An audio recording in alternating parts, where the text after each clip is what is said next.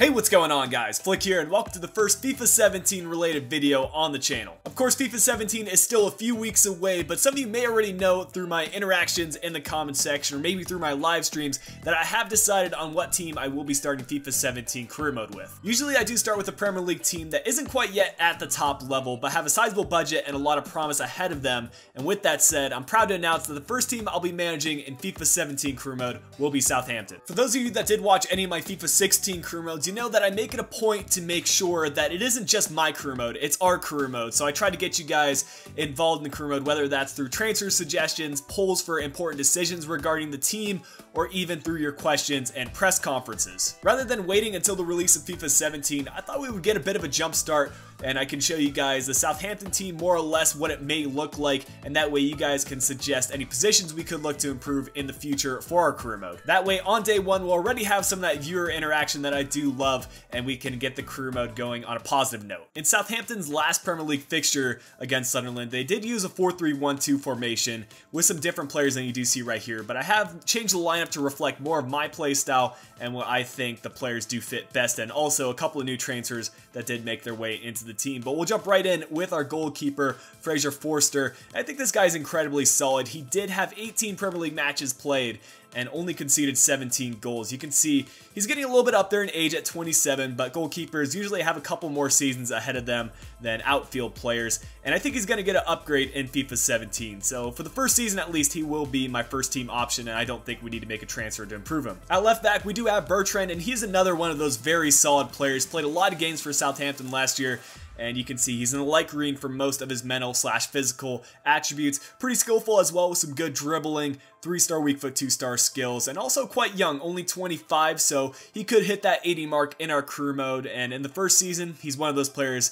who, again, I don't think we need to transfer out of the club and bring in a new player. At center back, we have our leader and captain, Jose Fonte, and this guy is such a solid player for Southampton in real life and a crucial part of the team, at least in the first season. The one issue with him is he isn't getting any younger, already 31 years old, so I think we're going to have to start building for the future, whether that be using one of our other center backs that are on the bench or transferring in a promising young player. Speaking of young center backs, Van Dijk is just that for us. 77 rated and only 23 years old. He will be 24 by the time FIFA 17 comes around. But I like him as a player. I don't like the high medium work rates, but I can get around that, and he should fit the bill for the first season. At right back, we do have Cedric, and this is one of the unsung heroes in FIFA 16 in my opinion. For fullbacks, I love it when they have enough pace, dribbling, defending, as well as passing, and he does just that. You can see he's so balanced, and he reminds me of Jonas Hector, who I absolutely adored using in FIFA 16, so if he's anything like this in FIFA 17, he'll be our long-term option. Pierre-Emile Hellberg was one of Southampton's major signings in the summer, and he is one of my favorite young players in FIFA career mode. Has some incredible long shots on him and just a very balanced player overall. So I will try to use him for the entirety of this career mode, train him up, and help him become one of the world's best young players. For our other defensive mid spot, I decided to go with Steven Davis. This guy is also up there in age, already past the 30 mark, but very balanced at that center defensive mid spot. Doesn't have a lot of pace, but he will serve as more of a holding mid for us.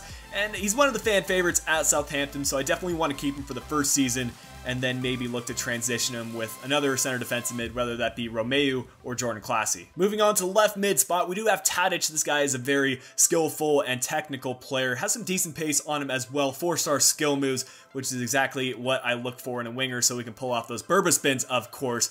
But he is a little bit lower on the rating, 78, so if we do manage to do well in Europe for the first season and start moving on to other competitions, including the Champions League, we may look to improve him because he's kind of reached his peak by this point, 78 rated. Unless he gets an upgrade in FIFA 17, I don't think he's going to be a long-term option. At center attacking mid, we do have James Ward-Prowse. This guy has gone through the Southampton Youth Academy, and I do want to feature him in the first team. Make sure we continue to develop his career and give him consistent minutes. He is, of course, a very young player, only 20 or 21 years old, so he has a lot of room to grow. Buffal was Southampton's largest spending of the summer, and if this guy can maintain his stats from FIFA 16, especially the 5-star skill moves, then he will be an absolute beast in FIFA 17. So glad to have him in the team.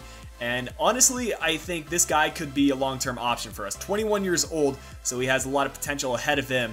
And like I said, if he can keep those 5-star skills, we're going to be set. And this guy, I really don't have much of a stance on him. Not for him, not against him. He's just the big man up top, and he certainly won't be our future first team player once we do have a little bit more success with the club. But for right now, he fits the bill. He's a big man, 6'2", has the finishing ability to finish those headers, those driven shots, whatever it may be. Our bench is also looking very good with several versatile players. McCarthy, the new transfer from Crystal Palace. Gardos can come in at the center back spot. Romeu and Classy at the defensive mids.